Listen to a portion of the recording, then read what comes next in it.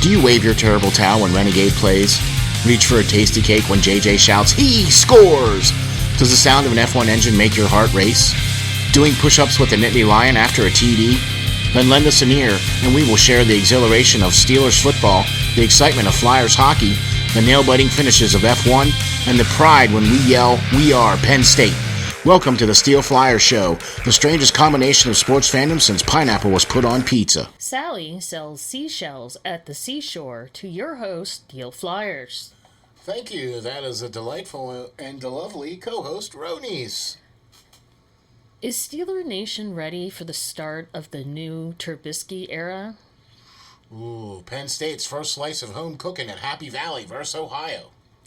Home sweet home for Ferrari this weekend. And we would like to welcome you to Season 2, Episode 9 of the SteelFlyers Podcast. Thank you very much for joining us, Ronies. Thank you for having me.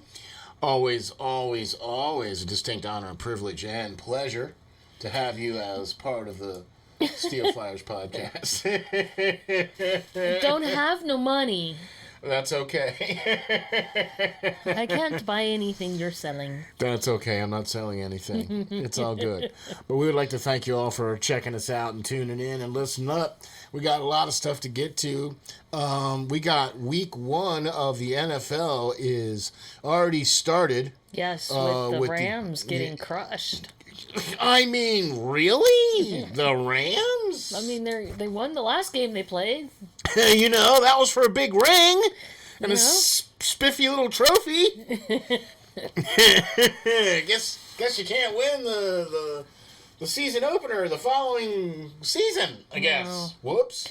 Well, there are no, well, it's only the first game of the season. And it's only 16 more to go. Yeah. Hey. Speaking of 16 games to go, so let's start off with right where we started off, and that is this. Is Steeler Nation ready for the Mitchell Trubisky era? I think there's a lot of hesitation, I guess might be the word. Like, nobody. Because I was thinking of trepidation. That's a good one too. Yeah. Yeah, there's I don't know, because he didn't do so well other places, and is it's just hard. I mean, we've had Ben for how long?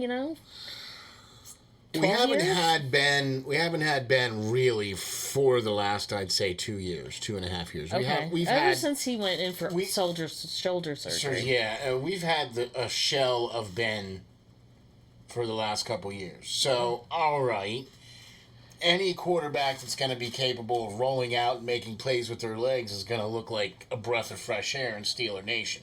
Okay. But that's the thing. But it's Mitchell Trubisky. It's not like it's Lamar Jackson out there running out there. Well, or, I mean, you know what I'm saying? It's not like somebody like that. It's all right, it's the Pittsburgh Steelers and Mitchell Trubisky. And you're just like, what? Welcome to Acrisure Stadium. I mean, I mean, the poor Steeler, we've just been, keep getting smacked upside the head. It's no longer Heinz Field. It's your quarterback is Mitch Trubisky. Yeah, right. Smack. Speaking of smack, and speaking of all kinds of fun things here, Pittsburgh is facing a. We don't talk about smack. Thank you. Okay, sorry. Never mind. It's okay. Okay, but speaking of getting smacked in the head, there you go. The defending AFC champions is the first game on the docket. I know. For the Steelers at Cincinnati, baby, along the river. It's going to be nice and beautiful and cool and all that, but. Oh, I just. I don't know. It's going to be, scary. Okay, so that's kind of how I'm feeling about it. Okay. We've had some guys that were a little bit banged up have been able to rest up. Yeah. So it looks like Dionte Johnson and Chuks are going to be good to go for Sunday. So they originally showed up on the injury report on Wednesday. So that's all good news as far as I'm concerned. Yeah. The fact that Johnson is going to be able to go and Chuks, of course, is going to be good to go too. Yeah. All right, so, look, I'm going to just be straight up and bluntly honest. Yeah. Right? If this offensive line can't block, it's going to be a long flipping day. And they haven't shown us that they can yet, so... Not much. I mean, the fact that the quarterbacks that in the preseason have gotten what they have gotten is because they've been able to roll out, run out, do, bide time, whatever. Yeah. You know what I mean? There's been some times where it's worked, but when I was with 5 Star Matchup and we did our little preview show a couple weeks ago, and one of the things that I mentioned about was if the offensive line doesn't come together out of camp, if they don't gel, if they don't become a cohesive unit, if they're not, at least marching forward under the same drum. Right. You know what I mean? They don't have to be necessarily on the same beat just yet, but at least they're all marching to the same drum. They're almost there. Yeah, but that doesn't even seem like that's the case. Right. You know what I'm saying? I don't know. It doesn't seem it just doesn't feel like it's cohesive. Does that make sense? Yeah. Now, we're going to find out here on Sunday how cohesive it's going to be. Right. Because it's going to be for real, and you're going to have to put your hand in the dirt. And the other guy next to you is coming. Yeah. How right? are we looking on the defense? Is everybody coming back? Everybody's coming back. Everybody's healthy. No problems with TJ. With TJ, everybody's going to start. So we'll see. Even Marcus Allen was on the injury report as well too. He should probably be available as well. Okay.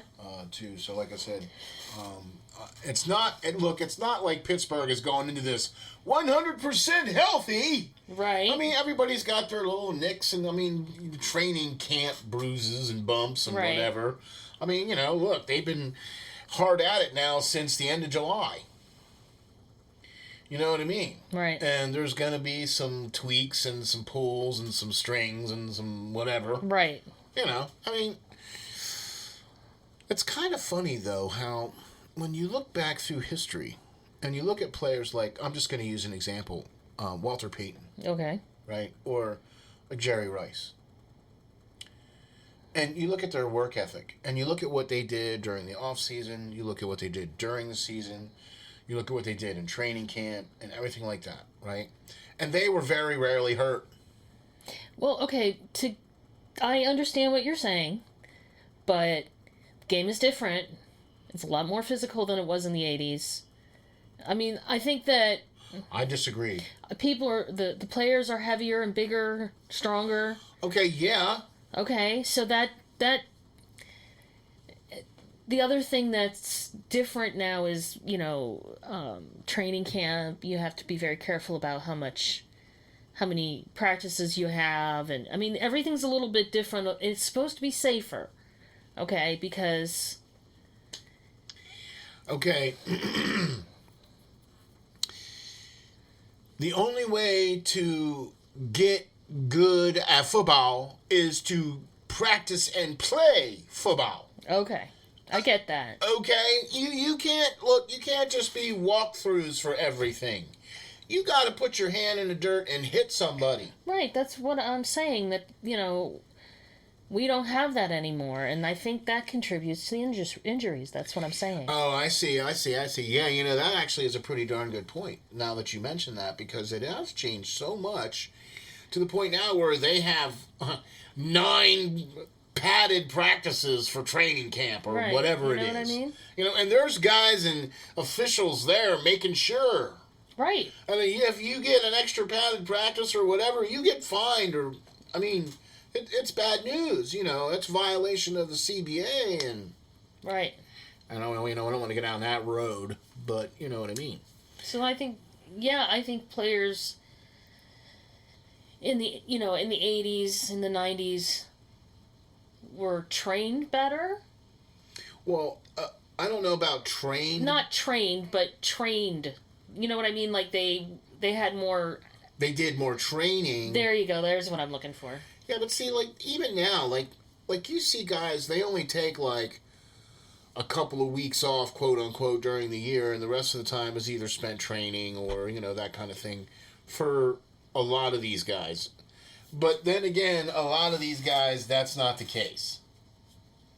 You know what I mean? It's a large group of people, so you're gonna have. Is. I mean, it's different personalities. It's almost 1,600 people for the league. Right. As far as players and stuff are concerned, you know what I mean? So that's a lot of human. That's a lot of humanness. Humanness, yes. You know what I mean? So, but speaking of a lot of humanness, man, I tell you what, Pittsburgh is gonna have their hands full week 1 playing in Cincinnati. Well, maybe that's a good thing, because if they had a soft game the first game, then they'd be like, oh, yeah, we got this, and this is going to point out everything that's wrong, so, you know what I mean? My biggest fear is that Najee's going to get 36 touches and 22 yards. Well, if you only give him the ball to one person, they know where to go to stop him, right? Okay, but if the offensive line can't block, and every time he touches the ball he only gets like 0.2 or 0.3 of a yard, right, then he's going to have 36 touches for 22 yards. Okay, I get what you're saying. Okay. And that means he's going to get hammered and nailed and hit 36 times. And it's, it's like, his biggest run so far has only been like 18 or 22 yards from scrimmage. Well, yeah, but he's that guy you go to when you need the 4 or 5 yards, when you need, that. But he has that capability to see ya. Okay. I mean, he's got the gears, he's got the speed, this cat is Najee is the man. See, now you were worried about when they drafted him. No, I wasn't worried about him. I just thought that they could have used an offensive lineman in that draft before they would have gotten Najee. Right. Because, as you can see... We need offensive linemen? It's great that we got Najee. Yes, great! I mean, that's like having Le'Veon Bell back there again. Right. You know what I mean? But it's like putting Le'Veon Bell on the Jets. Where did he go when he went to the Jets? There was no offensive line there, so he had, Right. No yards, very little, hey, maybe if you get some offensive line help. Grass ain't always greener. I mean, like I said, gonna be a tough game, tough road to hoe, and here's the other little underlying factor of this whole thing, and I think mostly this is a media-generated story. Okay. Of the quote-unquote quarterback depth chart. Yeah. Situation. I mean, they've been interviewing Mason Rudolph a lot this week. I saw, yeah. You know what I mean? And it's like, All right, so let's just cut and dry here, straight up, all the way around. No punches being pulled. I'm sorry, Mason. We've seen your game, and... It's not good enough. It's just really not to be a starting quarterback. He's talented. I mean, he obviously has some talent. It's just that it's just not NFL quality talent, I guess. See, that's the thing. And I know I have no right to say that I have no expertise or, I don't know him, but from... Well, there's a lot of quarterbacks, and I don't have necessarily expertise, quote unquote, either, but I've been watching football now for nigh on 30 some odd years.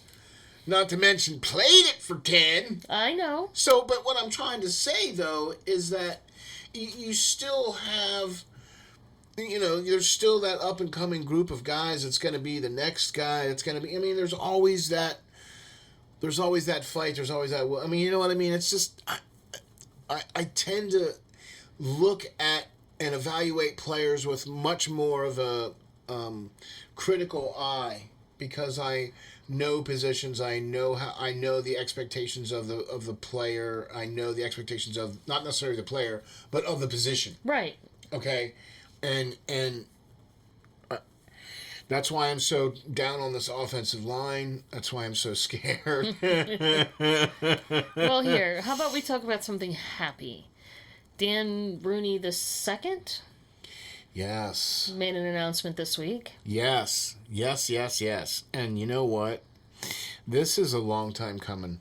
I was surprised, actually. You know what's really surprising is that it took forever to get the second number retired. Yeah. Right? So the second number ever retired for the Pittsburgh Steelers is Mean Joe Green. Correct. Number 75. That number is retired for Pittsburgh Steelers. This last week or so, it was announced that Franco Harris's number will be retired. Why are they doing it this year? Because this is the 90th year. No, not the 90th. Something happened 50 years ago. No, I know, but this is also the 90th year of the franchise. Okay, I didn't know that. This is the 90th year of the franchise, and it's also the anniversary of the Immaculate Reception. Yes. 50 years now, is it? Yes. Okay, there you go. So, yes, it happened when I was 2! I've seen the game, I've seen bits and pieces of the game. I've never seen the full game. Right. No, the rest of the game doesn't matter. Well, no, I've seen... No, I'm kidding. No, but, back when John Facenda was doing the calls for NFL films. Right? Okay, so, and yes. I've seen some of those. Right. So, like I said, I've never seen the full game, from beginning to end. Right. Never seen the full game. I got it. All right. The very first full game I ever saw of Pittsburgh Steelers was Super Bowl IX. I know, you told me. Yeah, so how about that? That's when you became a Steeler fan. Well, yeah. That's when all the magic started to happen. Anyway, so, yes, the retirement of Franco Harris's jersey is going to be a really awesome celebration. The fact that it's also the 50th anniversary of the Immaculate Reception. And hold on, let's do the quick... what? Our crack research staff is doing a quick little look-see here at the schedule to see if there just might so happen to be a game on that day. December 23rd. No, but the day after. And guess who it is? It's the Raiders. It's the freaking Raiders! Oh my gosh! It's okay. I mean, it doesn't get any more... Perfect. Well, if they'd gotten it on the 23rd, but... Well, but they did the best they could. They did it on the 24th, which is actually Christmas Eve. Right. So, and that's a Saturday because the 23rd is a Friday, and so... Right. Okay. Our co-host came in to make sure, because we're back here yelling and screaming, and came back here to make sure everybody was okay. If Pittsburgh, you know what? There's 3 games that Pittsburgh needs to win this year. That's one of them. And that's one of them, okay? And the 2 against the Ravens, right? Okay. And those are the 3 games. Well, maybe week 15 against Carolina, too, because that's Baker Mayfield. So, yeah. Wait, we also need to beat the Browns and the second time we play them. Like I said, there's only 6 games.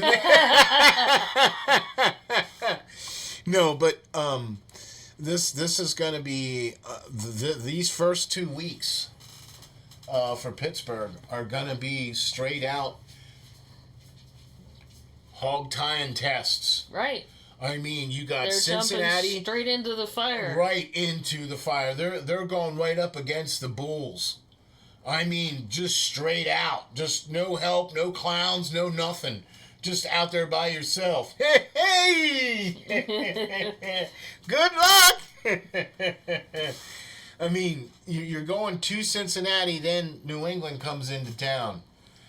And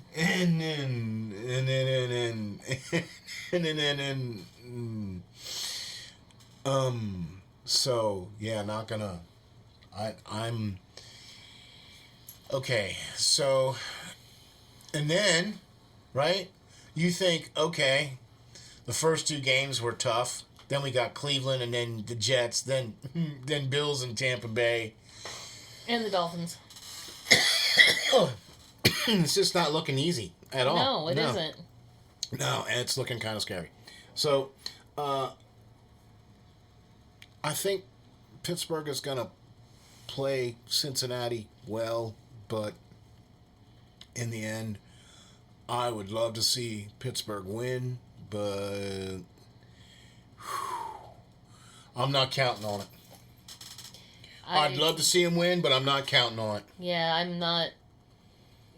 I mean, I don't know. You never know. Yeah, you know.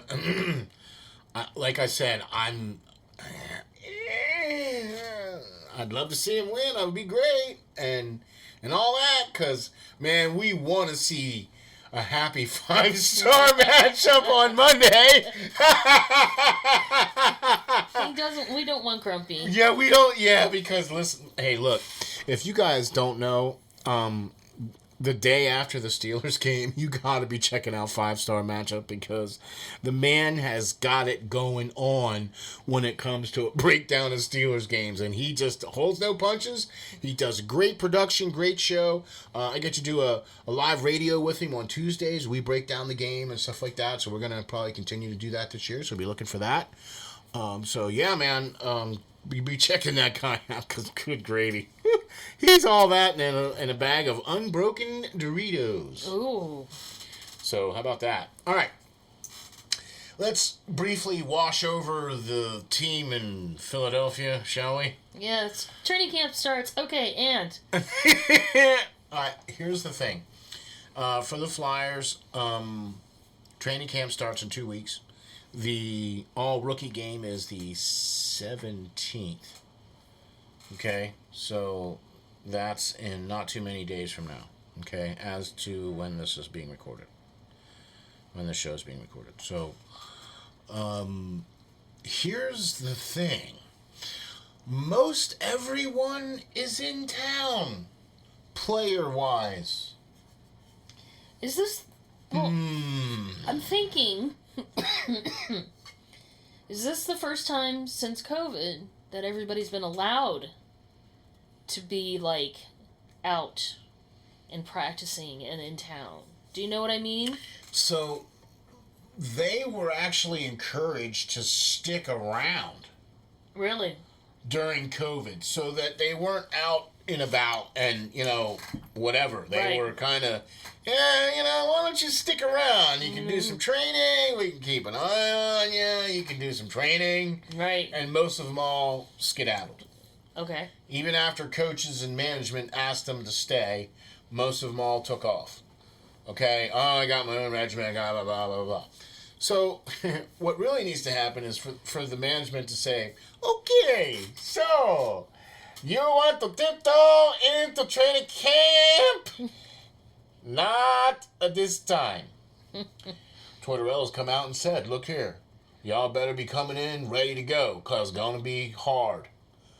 So, guys coming into town now 2 weeks. Yeah. Before training camp starts... Could I dare say be cautiously optimistic? No. No. No. We all know one thing's going to happen this year. Well, a couple things are going to happen, but one of the things I think major things going to happen with the Flyers this year is this: Tortorella is going to instill his system into the team and organization. Mm-hmm. And this is going to be that year where either you're on the train or you're not.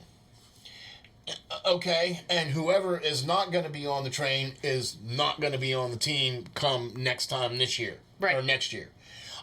I'm not looking for the Flyers to be a relevant team this year. I'm just really not. They need some rebuilding. Okay, so I'm looking for Tortorella to put his stamp on the team and get a captain selected after camp probably and ride this team and do like what Ditka did to the Bears. He came in what, 84 or something like that, 83, right? And said, hey, look here. In the next 3 years, we're going to be making it to the Super Bowl, and 60% of y'all ain't going to be here. Right. Right? And that's what needs to happen for Philadelphia. Right. Okay? Because there's too many of these. And Chuck is not helping that situation because he keeps re-signing them. All these tweener old graybeards and guys that should be on the AHL rosters instead of the NHL rosters, or guys that shouldn't even be suiting up. And it's like, really? You're going into the season with Carter Hart and Felix Sandstrom. Yeah! It just gives you the warm and fuzzies, doesn't it? Well, now that you've blown out everybody's eardrums. Oh, well, sorry. What? Sorry about that. I tried. I really tried. I said, okay, Flyers training camp starts. Let's move on. No. No, couldn't do it. Just couldn't do it. Just couldn't do it. Couldn't do it. Listen, I'll tell you what, though. If you really want to hear some really good stuff about the Flyers, you got to check out the Hockey Writers Inc. Lance and I do a show where we talk strictly Flyers, and we break it down and boil it down and give it to you straight. Right. We hold no punches, and I'll tell you what, this week's show was really great. Talked about the youth of the Flyers organization and can they put a dent in the roster this coming season. So hopefully, maybe that's where our future lies. I think that's what needs to happen. I really do. I think that's what needs to happen. I would like to see some of those younger players supplant the guys that Chuck brought in as far as his signings. And I'd like to see some of the guys that he drafted make the team. Because none of his draft picks have contributed a single measurable amount of anything to the team since he's been here since 2018. Not a single player that he's drafted. So I have a question, because I'm not sure how this works.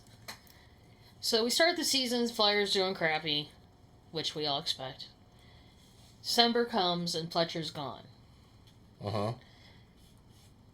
The new general manager comes in. Uh-huh.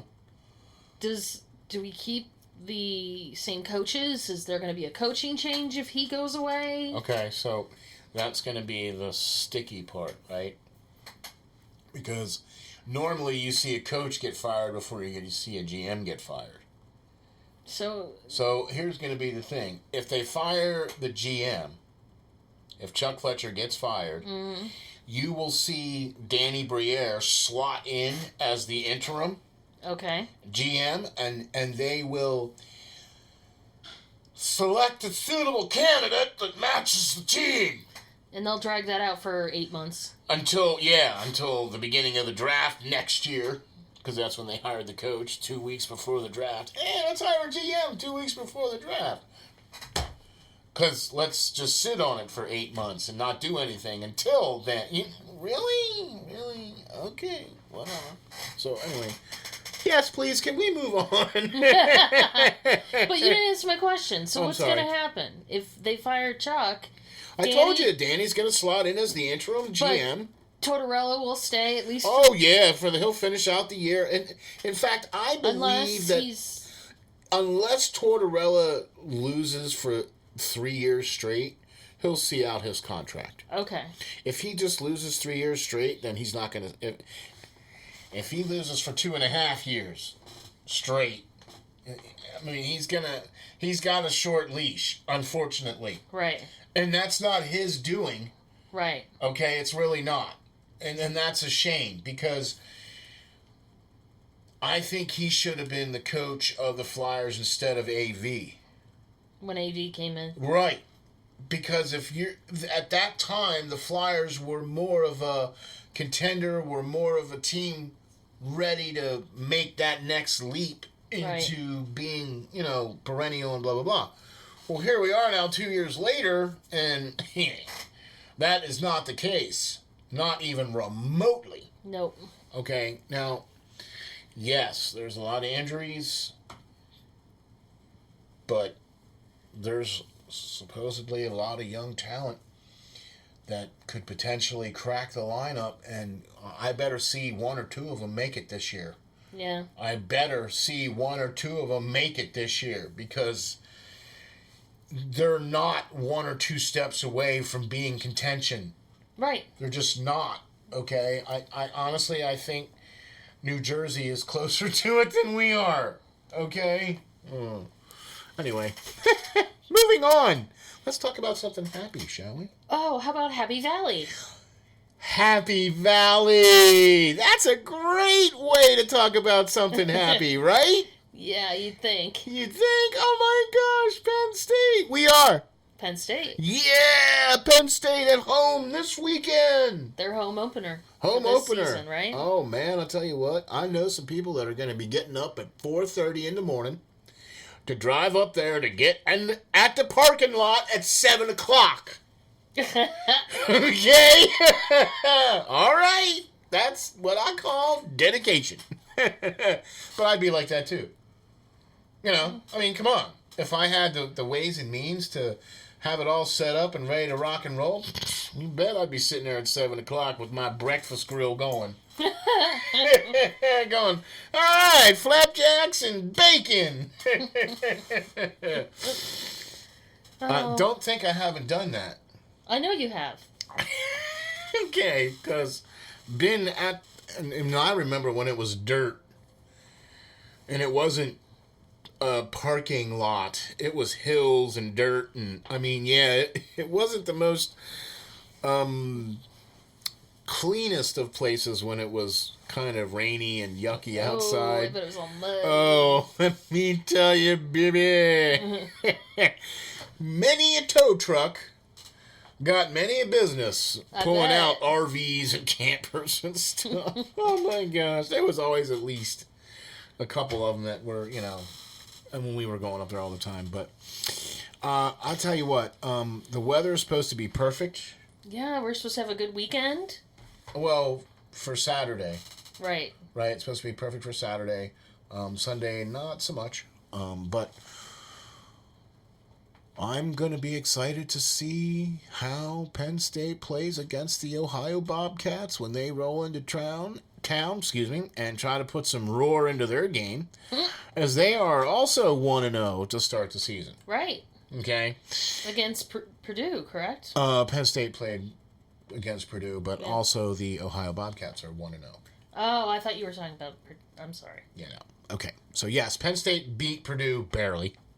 Hey, they beat them. Okay, right. Win is Win's a win. Okay, and Purdue plays tough, especially at home. And O'Connell is a pretty darn good quarterback for them, right? He played really well. I think he was like 39 for 58 for over 300 yards. Wow. Right, and a couple of touchdowns. So I mean, he's all right, quarterback. He's all right. But now here's the thing, right? So Clifford needs a faster start. Clifford and company, right? Running backs.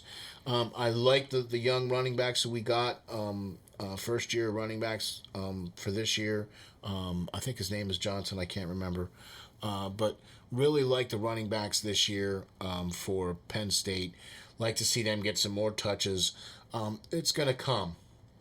Okay, they got some guys that they lost from the draft last year, so they got some youth, and so it's going to come. It's going to take a couple of... A game or two, you know what I mean? Not that they looked horrible against Purdue, because the offense was able to put up 35 points. Right. Okay, so, I mean, a bit of a slow start, but late there in the second half, they were able to kind of get up there on the horse and start putting some touchdowns, in the ring. Right. You know I mean, they kept the game competitive, so they had... Well, they let they let Purdue hang around. There was 2 turnovers, one for Purdue and one for Penn State. Okay. The problem though with the turnover for Penn State was that it was a pick 6.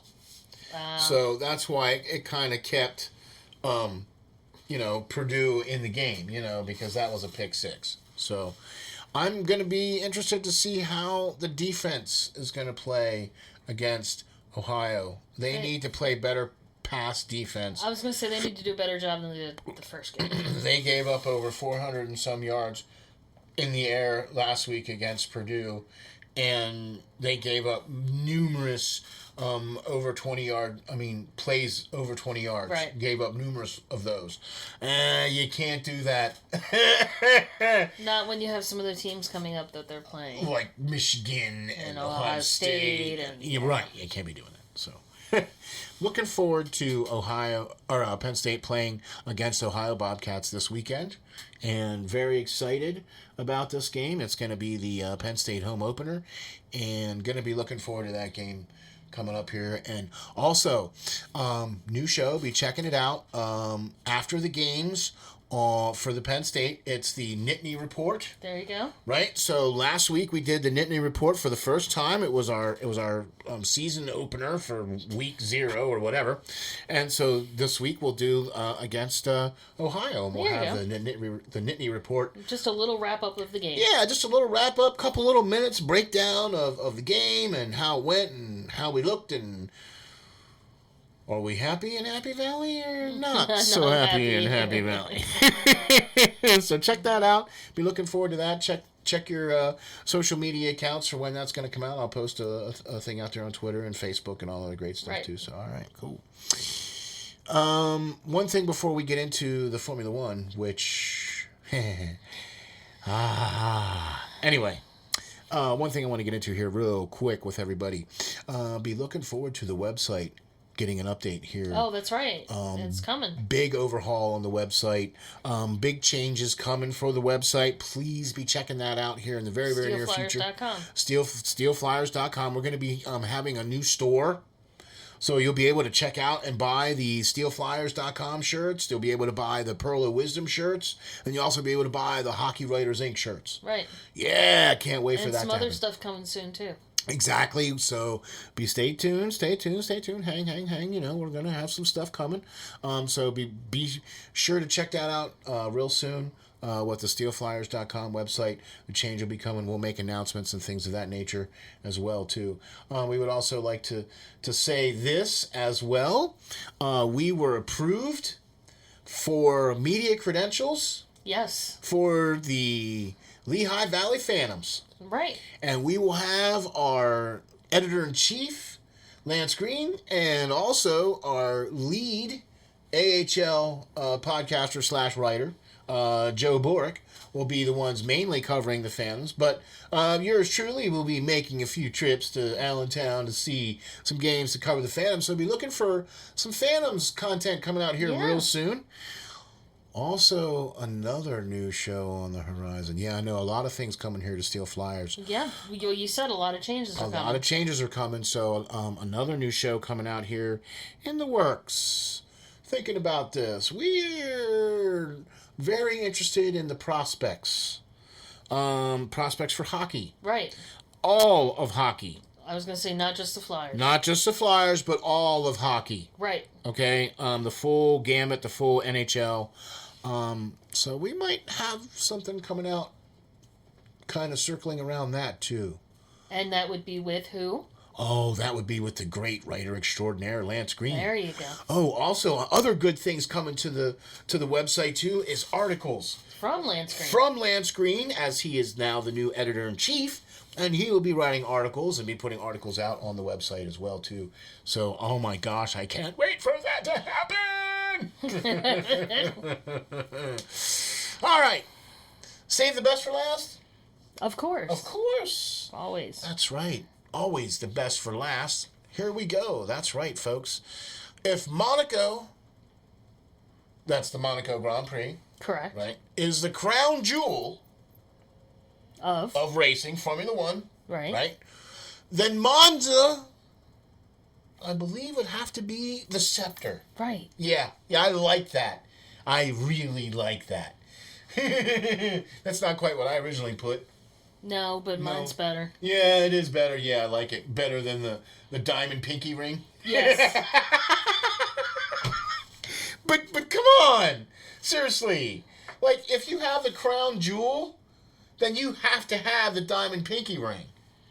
No. Yes, you do. It's that diamond's got to be at least like 5 or 6 carat. When I think of crown jewel, I think of, and by the way, like the crown. Like a crown jewel, like, you know what I mean? All right, I got you. Okay. Yeah. By the way, SteelFlyers All Sports Network would like to pass on condolences to the royal family as Queen Elizabeth has passed. Right.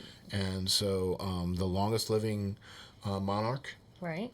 And a historic lady. From what I understand, she was very good-hearted, good-natured, and very good to a lot of people. So the Queen has passed, and so... I mean, we were talking about it when, 96 years ago, how different things are, and, I mean, how much the world's changed in such a short time. So she is about the age of the youngest of those that went to World War II. Okay? So that's kind of the age range where she's at, right? Okay, so... And most of those people are in their late 90s, so, I mean... Right, yeah, exactly. Okay. All right. Back to the racing. Back to the racing. She's also officiated over some races and has started some races or waved the checkered flag, I believe, at a race or two in her, in her history. Right. So, I mean, I know she's dropped the puck at a Vancouver Canucks game in 2002. Really? I didn't Yeah, know that. she dropped the puck. Yeah. So, hey, I mean, all right, cool.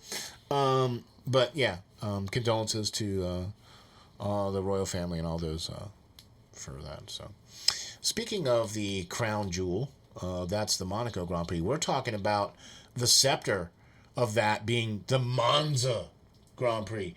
This track is as old as Formula One itself. It was one of the original tracks in the original set of tracks that they ran. Okay. In 1950 when it started. Okay. Now the old section of the track, the La Curva Grande, is no longer part of the track. Because it's like a 40-degree bank turn or 30-degree bank turn. Yeah, They don't do that no more. Yeah, no. Right. So, but the curve is still there. The Curva Grande is still there. So, but the open wheel folks are at Monza. This is the home track for the Tifosi. Can the Tifosi will the Prancing Horse to a victory? I think the thing you told me last week sticks out the most to me. Ferrari needs to fire their pit crew and bring in Luigi from Cars because man, that guy. No, not Luigi. Pit stop. That was Luigi. No. No. No, Luigi was the little Fiat. Oh, okay. He was the one that had the tire store. Right. Luigi, he only followed the Ferrari. Right? That was like the best thing of that whole movie was that. Yeah. At the end when Michael Schumacher came in. Yeah. Oh, the real Michael Schumacher Ferrari. I've never seen that movie before. Ever. But can the Tifosi will the Prancing Horse to a victory? No, because the pit crew certainly ain't helping them. I mean, seriously, they ain't. What is going on? Okay, I am honestly surprised that management has not rolled. There's something wrong, man. I'm surprised that there hasn't been some heads rolling and some chopping block names on the chopping block. Yeah. I am shocked that there isn't. When you blatantly do the mistakes that Ferrari is doing in the strategic areas of how to win a race. They're costing them races. Wins. They're costing them wins. Not just wins. They're costing their drivers races entirely where they do not finish. Right. I mean,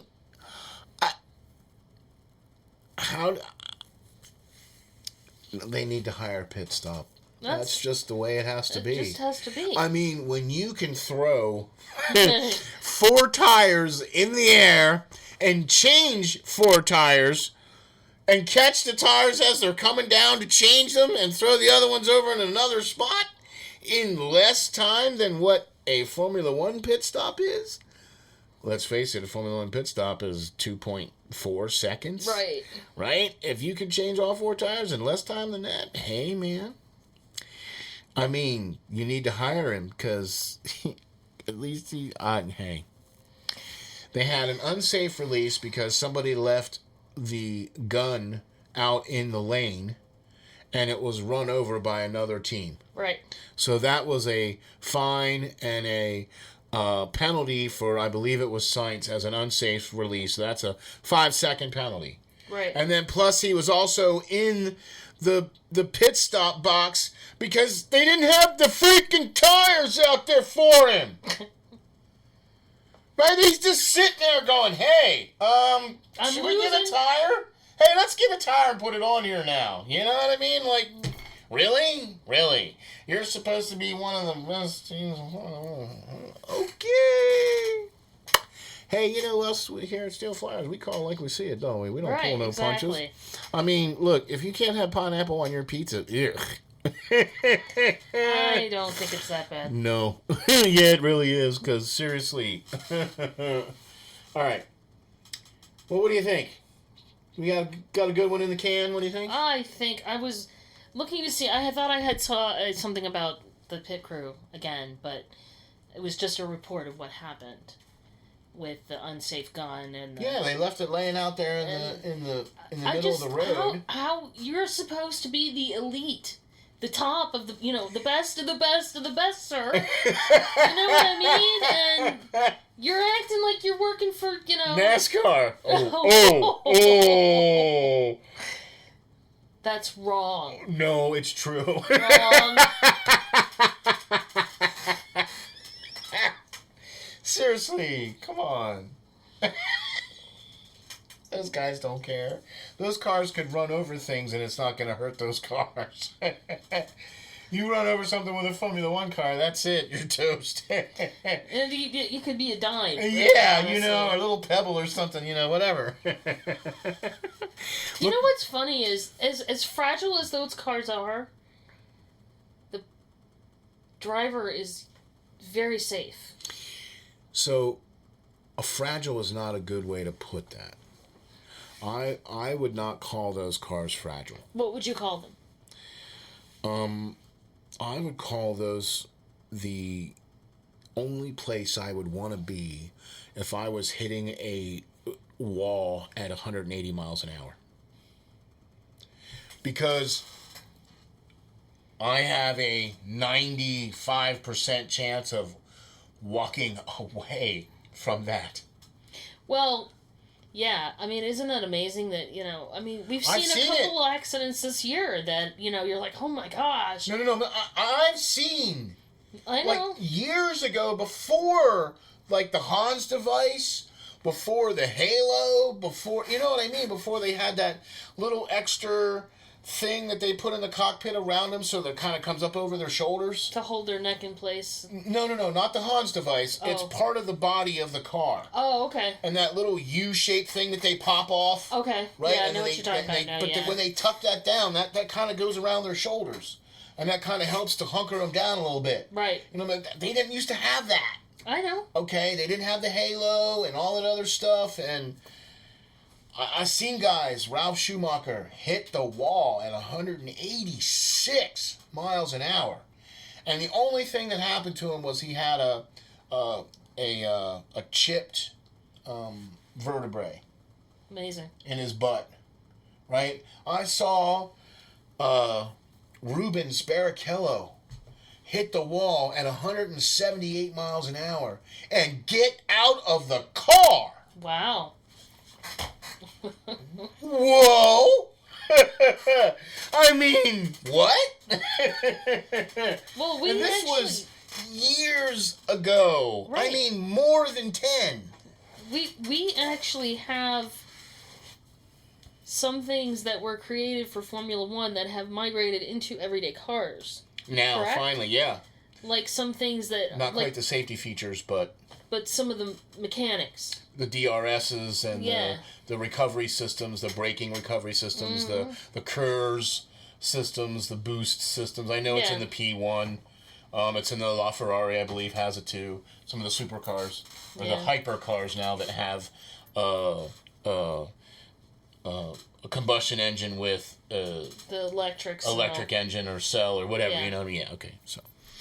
Yep. So. Oh man, we will be busy on Sunday. Busy on Sunday. This is the first trifecta weekend where we get a race, a Penn State game, and Steelers game. Right. Yep. The first weekend of trifecta. Pretty soon we'll have the quadruple. We'll get a Flyers weekend. We'll get a Penn State game. We'll get a Formula One race and a Steelers game. Yep. I mean, the pinnacle of SteelFlyers. Right there!